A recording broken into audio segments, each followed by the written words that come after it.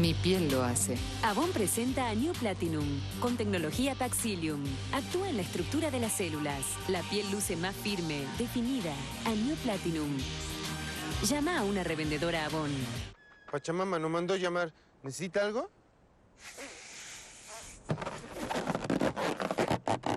Se llamará jirafa.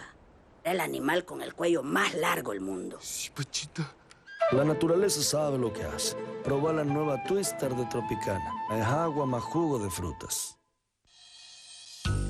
Calpaquián. Alfombras desde 1922.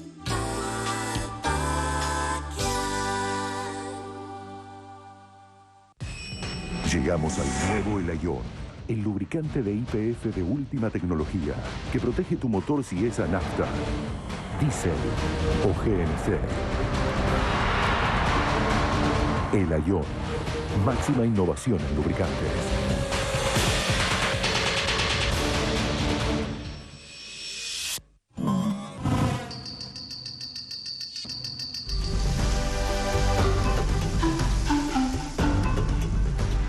Mundo SIDAC. Todo para motores Cummins. 4481-6611. En el hogar, Café 5 Hispanos contribuye a dar las energías necesarias para comenzar el día con todas las pilas. También en el bar, Café 5 Hispanos quiero tomar, porque el auténtico sabor argentino en café es 5 Hispanos. Y no hay más que hablar. Calidad 5 Hispanos.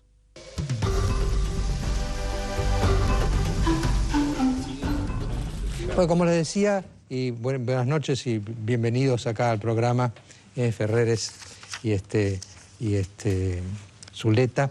Y yo suelo hacer estas mesas en que hay una persona más bien analista político y otro un analista económico, porque las señales que está dando el gobierno aparecen como parte de una transición, ¿no? Porque hay algunas señales pues, que parecen encaminadas a la racionalidad, ¿no?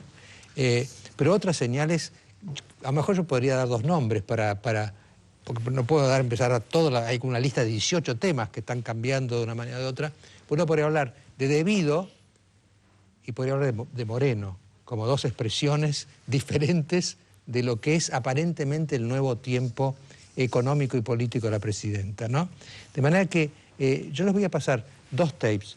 Les voy a pasar primero un tape donde la presidenta anuncia algunos cambios y después de que conversamos un rato, vamos a pasar un segundo tape.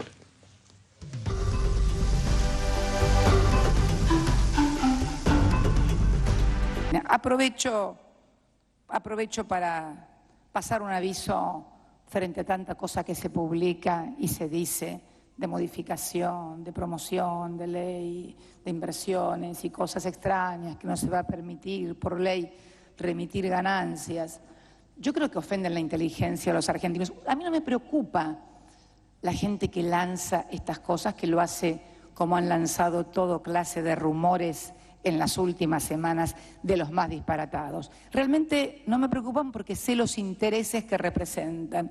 A mí lo que más me preocupa son los tontos que pueden creer cosas como estas luego de 8 años y medio que lleva este gobierno. Estas son las cosas que me preocupan, porque, como decía Perón, los malos pueden volverse buenos, pero los tontos inteligentes es una tarea mucho más difícil e ímproba.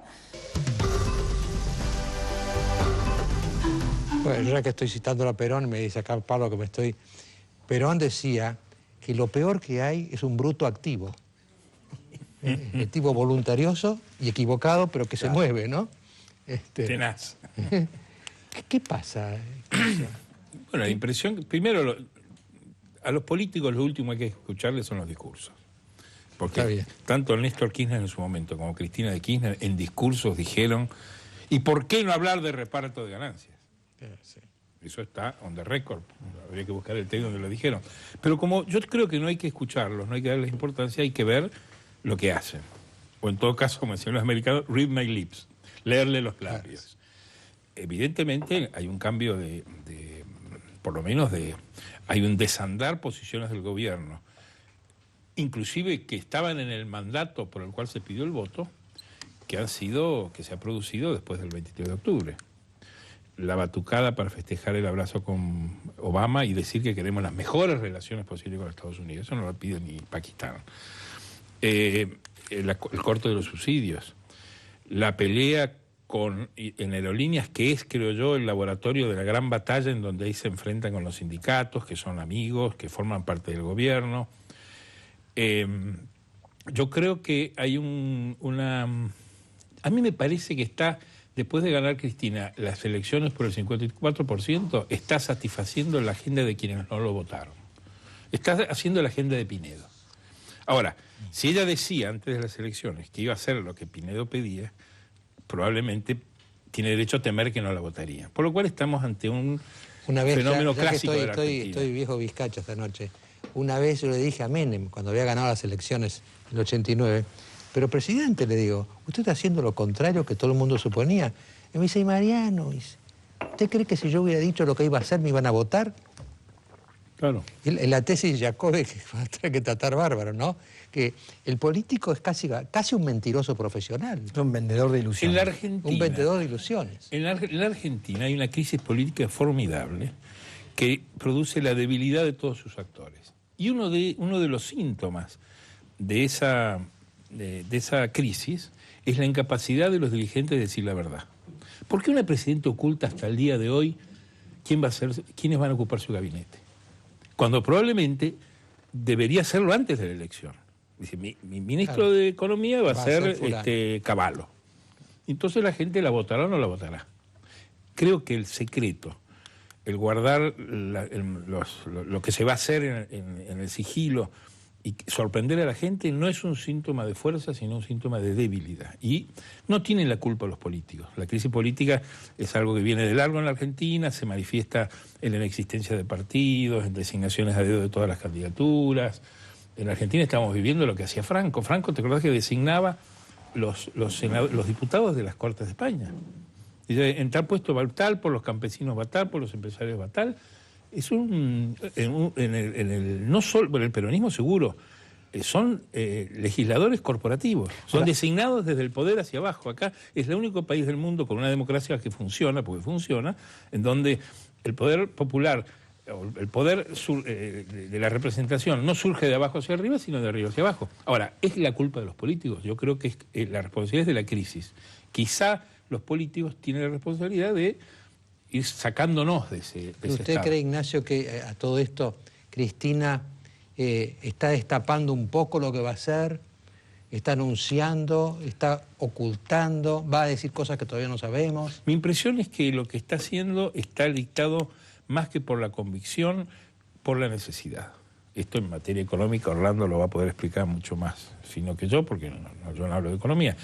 Pero es cierto que el país se está blindando ante un futuro bastante incierto en el orden internacional, en el tema económico. Y también en lo político, porque todos sabemos que la alianza de gobierno es una alianza siempre frágil.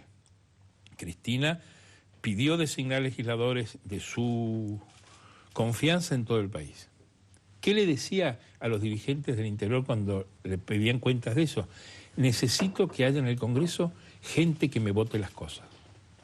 Y lo decía con razón, porque el peronismo no le vota sus cosas. O sea, no es un capricho. Al no haber debate partidario, al no haber compulsa, no sabemos ni el mandato. Yo creo que del 23 acá se está anunciando medidas que están dictadas por la necesidad más que por la convicción, que diría yo, no las calificaría ideológicamente, son casi técnicas. Yo creo que lo de los subsidios es técnico, hasta te diría el control de cambios. Han buscado que no se vaya ningún dólar porque dólares no hay. Quizá las formas, que son siempre feas, en el peronismo siempre feo. Todo lo que hace el peronismo siempre es feo. Puede ser bueno a veces, malo a veces, pero es feo. Sí, porque una cosa que ha conservado ella entre estos cambios es la actitud de retar, ¿no? Como de... Claro. No confrontar, pero de discutir las cosas. No, y el factor Moreno. Porque Moreno, vos te llevas y te sientes, y Moreno te dice, bueno, usted ahora, al de Universal, le decía el otro día, ustedes que tienen parques de diversiones y para filmar películas, pues no traen uno acá. O Disney, que vino acá y nos robó Bambi, a ver si ustedes no nos deben plata a nosotros. Se lo dijo a la gente del cine el otro día. Ahora, Moreno está parejo, pero Moreno no puede desandar lo que está diciendo. No puedes convencerlo. Y él te dice, bueno, está bien, importa y tranquilo. No, él tiene un mandato que es poner el dique. Ahora, él no tiene el poder de decir que sí al que habla con él. ¿Por qué? Porque esa decisión no es de él. Esa decisión es del Banco Central, es de la conducción económica. Ahora, volviendo a lo que vos me decías, yo creo que son medidas dictadas por la necesidad, en la amplitud de rango que le dan a un presidente el haber ganado la elección. Yo creo que el dato más importante de esa elección es que es el primer gobierno con solidez de votos desde el 2003. Bueno, quizá desde el 2001, bueno, Duhalde no lo podemos contar porque era un presidente interino, pero los gobiernos Kirchner accedieron siempre con una baja cantidad de votos sobre el total del padrón. En esta elección yo creo que por primera vez un presidente se puede parar sobre los pies y hacer lo que es necesario, que es lo que no puede hacer un presidente muchas veces cuando está acosado por su... Puede gastar a cuenta políticamente. Claro, ¿verdad? tiene resto. Además viene del peronismo, que va con Evedo Bonafini y Juan Carlos Pessoa, que manejaba la economía para Menem. O sea, tienen un rango de una elasticidad de corazón tan grande. Orlando, esto que planteaba recién Ignacio sobre está realizando la agenda de Pinedo... Es una ironía. No, lo sé, por supuesto. ¿Esto está determinado por un plan o esta acción por la necesidad responde simplemente a tapar parches, para poner parches, a tapar agujeros que van surgiendo? Es por la necesidad, obviamente. Es un cambio que se da por dos motivos. Uno, la recaída de la economía internacional que choca también a los países a los que exportamos. Si Brasil y China no pueden venderle a Europa, ni a Estados Unidos, ni a Japón, casi nada más, están vendiéndole lo mismo que le vendían en el 2008, hoy, la industria. Entonces, bueno, Brasil tuvo una disminución de la producción industrial del 2% en el mes de septiembre con respecto a septiembre del año 2010. Pero la industria automotriz, que es la que más dependemos de Brasil, 22% de caída de la producción, que es un número realmente espantoso para una época como esta. Entonces ahí viene, digamos, un problema que llega siempre 4 meses después que en Brasil nos llega a nosotros. Es como que estamos corridos 4 meses. Entonces está por llegar pronto y ya se vislumbra... Es decir, podríamos decir, Orlando, que sin querer asustar a nadie, que estamos como en una, por lo menos, leve recesión mundial. Sí, yo lo llamaría una desaceleración, pero algunos países están más en la recesión que en el crecimiento. Entonces el promedio da eso, porque Alemania a lo mejor crece al 8, 7 y Grecia cae al 12, entonces es una cosa que está muy desbalanceada. Ahora, la crisis internacional sirve también para prolongar el relato, porque en realidad la otra pregunta sería, estos recortes que se hacen hoy, movidos por la necesidad, ¿tienen únicamente que ver con que cambió el mundo o por las desavenencias internas? Bueno, por eso dije que había dos motivos. Uno, el mundo, y otro, el gran gasto que hubo en la Argentina, gasto público, que a cualquiera que le faltaba algo le damos un cheque. Nunca se tomó una medida que fuera impopular en 8 años y medio de gobierno de esta administración. Y si se tomó una, que fue el aumento de las tarifas en el 2006, creo, 2007, como hubo un poquito de ruido, enseguida se anuló o se pospuso para el momento en que no había consumo. Cuando se consumía mucho gas, que era en invierno, no se aumentaba el precio. Después se aumentaba el precio en enero, que era donde no consumía nadie.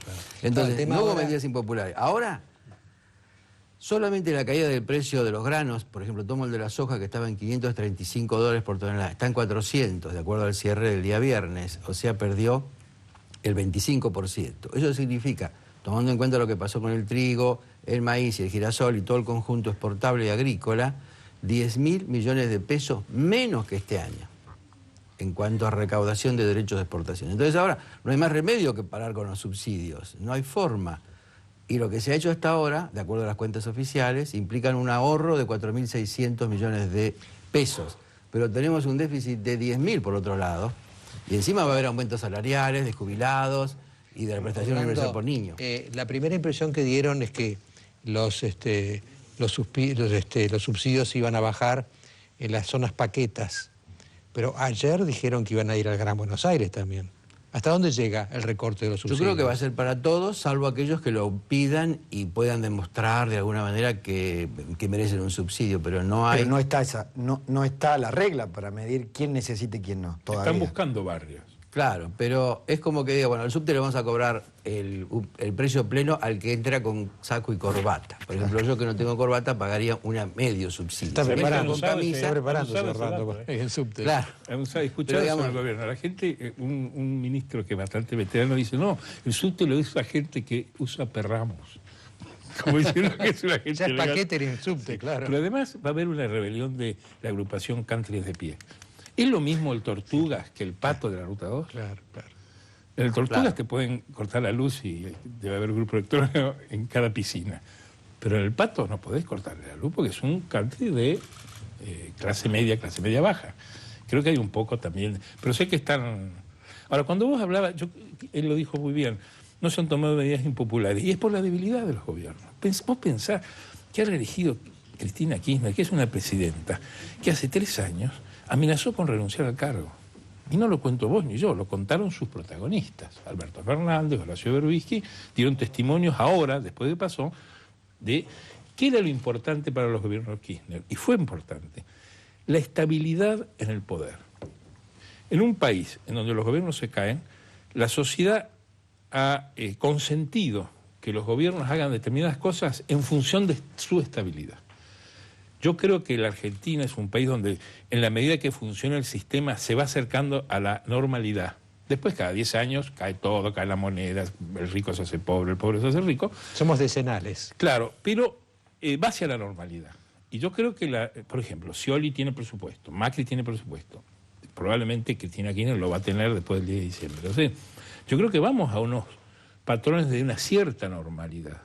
Y creo que la normalidad es la fuerza o el poder que tienen los gobiernos para anunciar este tipo de medidas que son absolutamente antipáticas. Pero aparentemente tienen un capital grande, ¿no? Porque si uno saca el 54, puede en la etapa no electoral bajar al 45, al 40 sin que le pase nada. Claro, y hacerlo después, antes de asumir y que viene el verano, porque acá va a haber una reacción, la propia clase media que se indignaba por recibir un subsidio y que ahora se agolpa en las páginas de internet para bajarse, yo no sé qué va a hacer cuando de pagar 30 pesos gas, luz y agua pase a pagar 1.000 sobre un salario de 6.000. Yo no sé si no van a volver las madres del Banco de Galicia con la cacerola a quejarse del aumento de tarifas. Por eso la pregunta... Es decir, la clase media es muy... Por eso la pregunta es, ¿cuánto pesa el 54? Yo creo que la propia presidenta ha tomado noción la misma noche en que ganó, dijo, esta es una foto, no es una película. Digo, ¿cuánto dura para gastarlo, digamos, discrecionalmente ese 54%? Por esta misma razón. Yo creo que tiene resto. Fíjate, en todas las elecciones del 2011 ganaron todos los oficialismos. Todos. Todas las elecciones provinciales, se llamara Macri, se llamara Bussi. En esas elecciones al kirchnerismo no le fue bien. Le fue en algunas bien y en otras mal y en otras muy mal. Perder Chubut con Dalneve, de verdad es un cataclismo para estudiarlo en la clase de estrategia. La sociedad dejó de oír el discurso de te voy a cambiar la vida. Todos los políticos argentinos venían machacando, vamos a cambiarle la vida a los argentinos. Y la verdad que el conservadorismo que ha mostrado el voto en la Argentina, y yo creo, yo no le voy a quitar ni al peronismo ni a Cristina Kirchner talento. Ellos han escuchado eso, de que la gente no quiere que le cambie la vida, y lo demostró votando a Corpacci, a Macri, a Wiener, a De la Sota, es decir, todas propuestas de continuidad de lo que había. Es un ciclo... continuidad de ese relato, Ignacio. No es un relato. De lo que hay. No es un relato. De lo que hay. Así de lo que hay. No me cambies, por favor, porque acá hace 10 años se caían los políticos. Pero acá hay una cuestión Palmera. más profunda. Después te dejo. Acá hay una cuestión más profunda que apuntaba al principio de Mariano. La continuidad bajo los cánones de ese relato. Los cánones de ese relato es que había inflación, pero no había. Que el ajuste se llama redireccionamiento de subsidios. Cuando la gente caiga, tome noción, ¿qué va a pasar? ¿Van a seguir gozando los oficialismos de turno de toda esa ventaja? Yo no le daría ninguna importancia al relato, porque el relato es una fabricación de y de cualquier gobierno que en general el público no la cree, no escuchó el llamado a cambiar la Argentina, sino que continuara las cosas como están. Y después el relato está montado, como todo relato, en fórmulas de estilo. Son cuestiones de estilo. Moreno es una cuestión de estilo, porque te repito, Moreno no puede decir lo contrario de lo que te está diciendo. Él no tiene el poder de desandar la medida. Vamos a pasar el anuncia la medida. segundo tape de Cristina.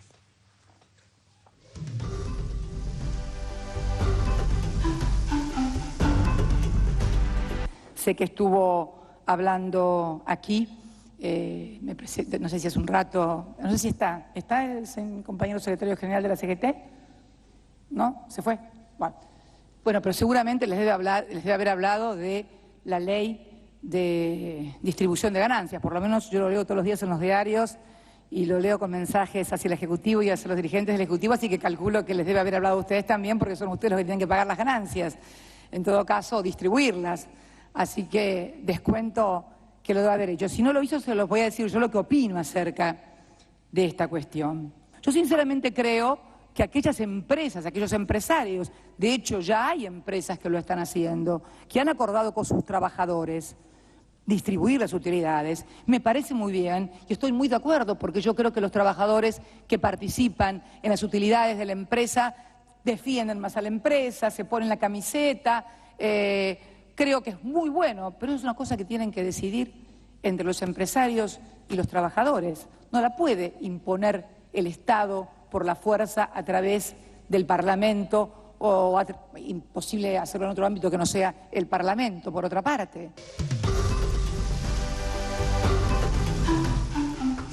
Orlando, esto es un llamado a la moderación, ¿o no? Sí, claro. Pero era también una amenaza que vino durante un tiempo para ver cómo evolucionaban. En general, los empresarios, las ganancias de todas las empresas, las 500 más grandes, llegaron a los 20.000 millones de dólares el año 2010. 2011 todavía no tenemos los datos. Estamos de las ganancias en pesos dividiéndola por el tipo de cambio. En la época de Menem hacíamos la misma cuenta y daba 5.000 millones. O en algún año 7.000, 8.000. O sea que los empresarios están ganando más del triple en dólares que en la época mala de la convertibilidad. Que digamos tan dilependiada que el empresario hacía lo que quería y resulta que ahora se gana mucho más. Lo mismo podemos decir de los del campo. Una hectárea de soja valía $2.000 la tierra, ahora vale 16.000, 8 veces más. Entonces todo eso hace, digamos, bueno, el mismo asalariado que ganaba $300 en la época de Duhalde, cuando se devaluó, ahora gana $1.250 por mes. Y la gente tiene muy metido el dólar en la cabeza, por eso lo hablo en esa moneda. Entonces todo esto hace que yo saque muchos votos en la elección, porque nadie quiere cambiar eso. Pero por lo menos que se estire, un poco como dice Ignacio, que se estire. Y al mismo tiempo voy a comprar dólares. Después del 14 de agosto, que ya se ve que va a ganar ella, todo el mundo convencido de votarla. Creo que explicaba Jacobe que en verdad es racional, porque nosotros cuestionábamos mucho en el programa, ¿cómo puede ser que le votó el 54% y al día siguiente salieron a comprar dólares? Me decía, es racional, porque por un lado no quieren que haya ola.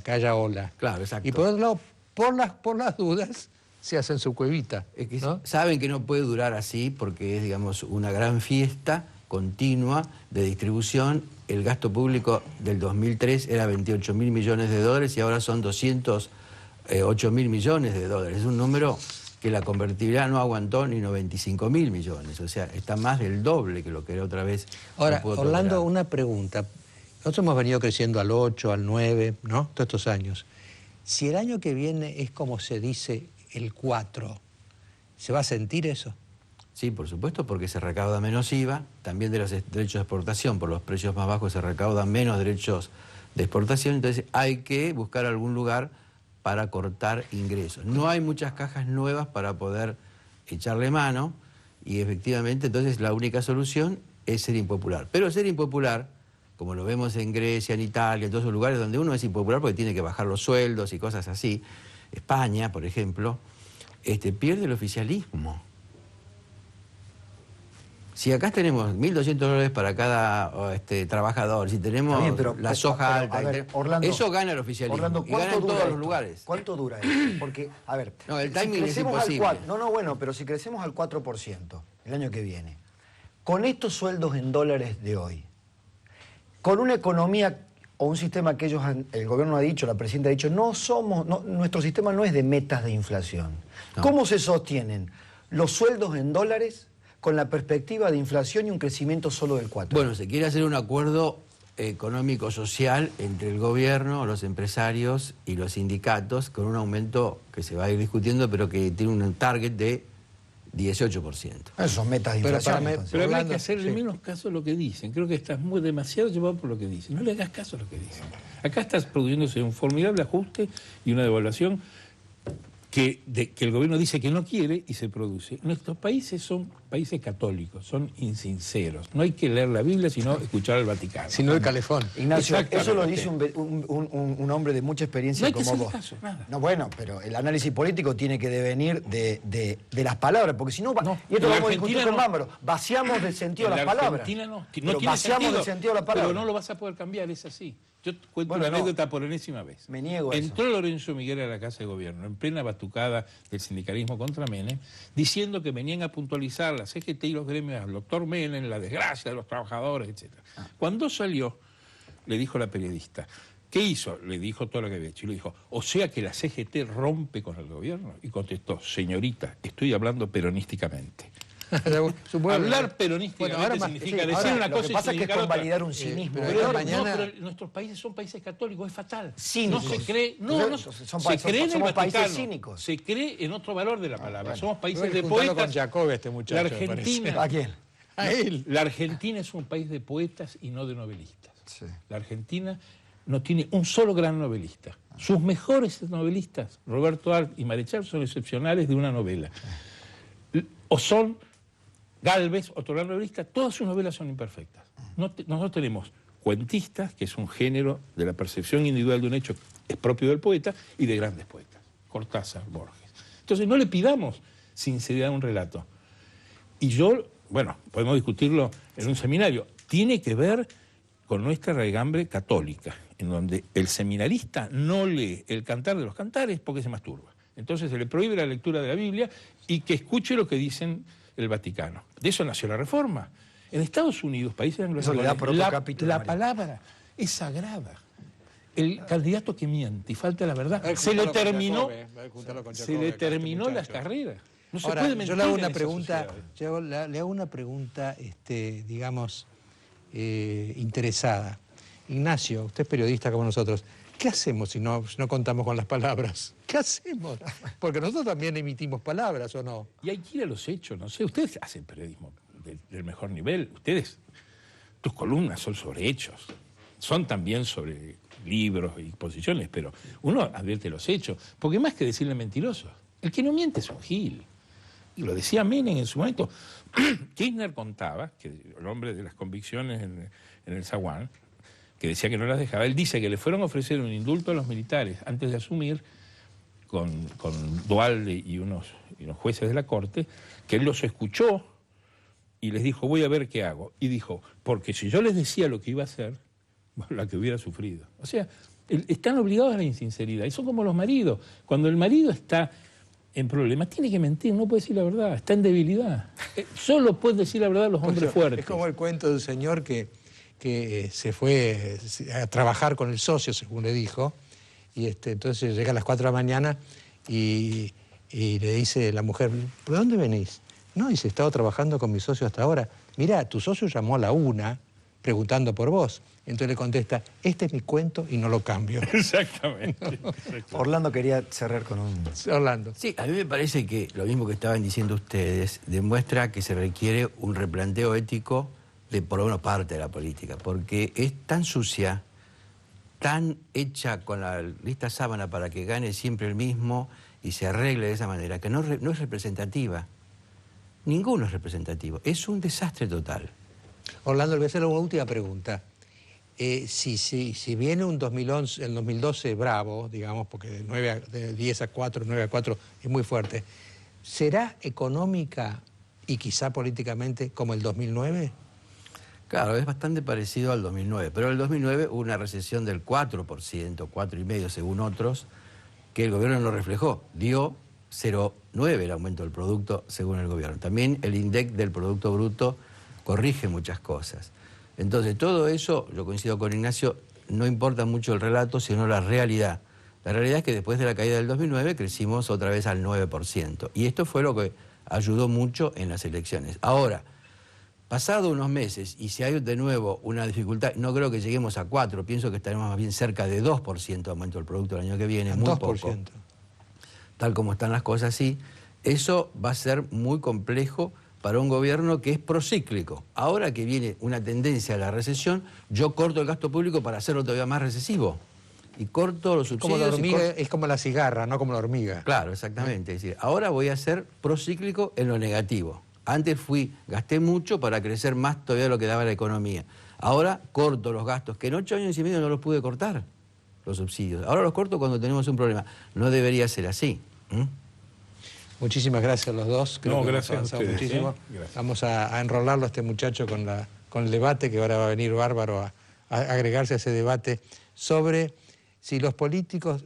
El debate no es solo si los políticos mienten, porque sabemos que mienten, sino el debate es sobre si deben mentir, ¿no? Porque en el fondo Jacobi dijo...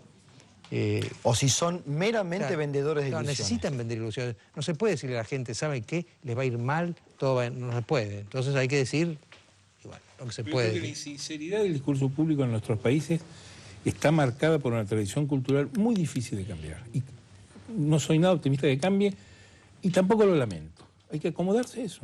Ahora, quiere decir que el público, cuando el político exagera, el público también sabe que exagera. Claro, por supuesto.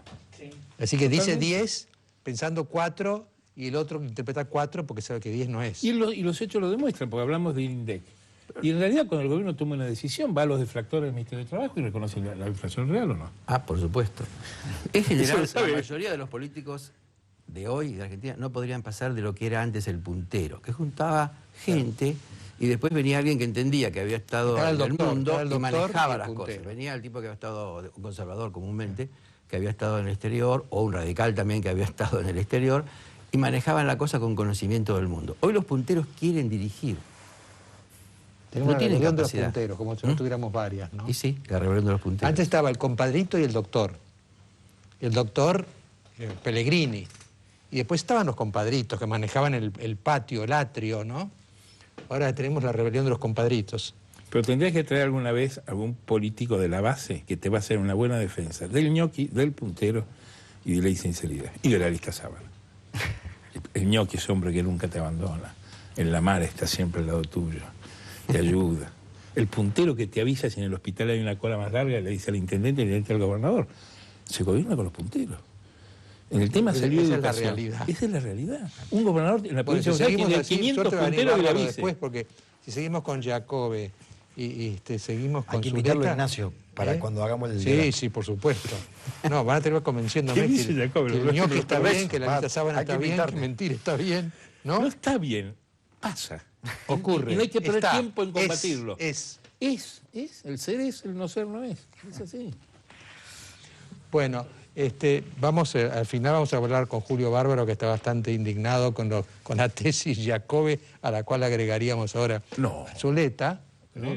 No, indignado no. No, indignado no, son amigos, van a hablar tranquilos, ¿no? Bueno. Pero antes vamos a presentar el caso muy notable que ha habido, que me parece que tiene muchas connotaciones sociológicas inclusive. Ustedes saben que una señora Mónica Liberatori, que está acá, en un acto público, profirió exclamaciones opositoras, digamos, después no va a decir bien qué dijo, ¿no?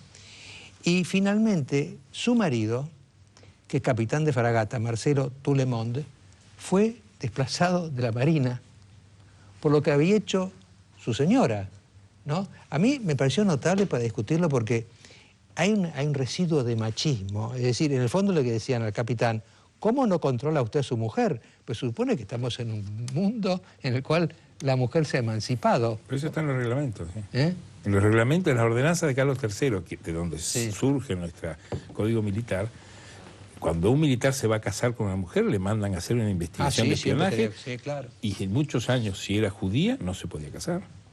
Y el divorcio entre los...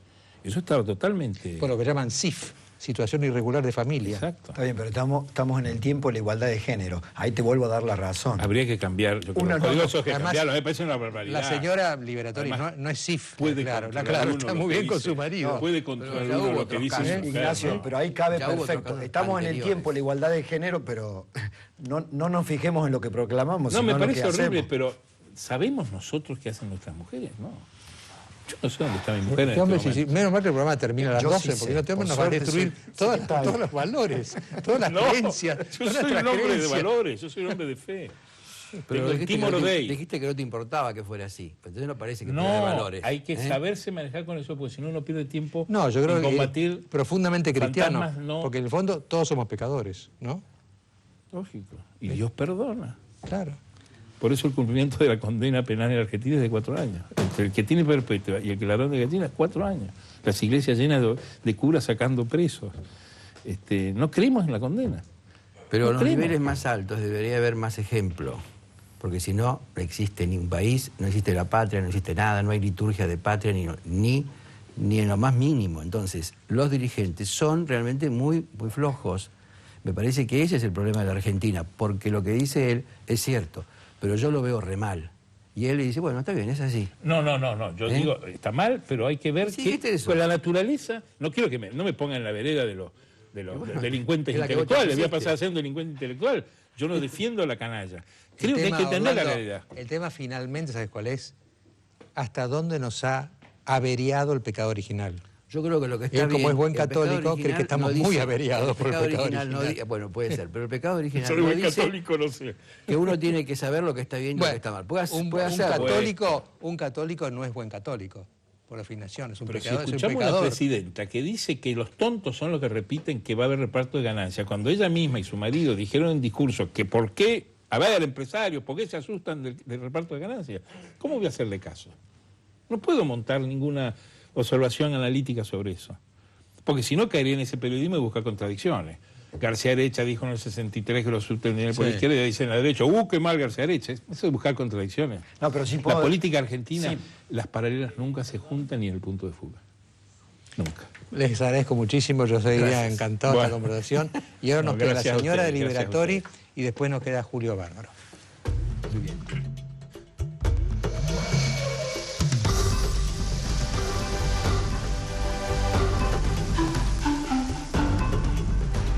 Para vender bien alhajas, relojes de marca, brillantes y oro, Ricciardi. La mejor cotización al instante. Llame ahora al 0810-122-3232. Paga en brillantes hasta $18.000 el quilate. Ricciardi está en Avenida Alvear, 1572, Recoleta. Definitivamente Ricciardi es de mi confianza. Los tiempos de hora clave son marcados por relojes Tissot, suizos, desde 1853. Admírelos en las joyerías y relojerías más importantes del país. González Urrutia Hombres, Manzone 935, Acasuso, Ascuénaga 1158, Vicente López.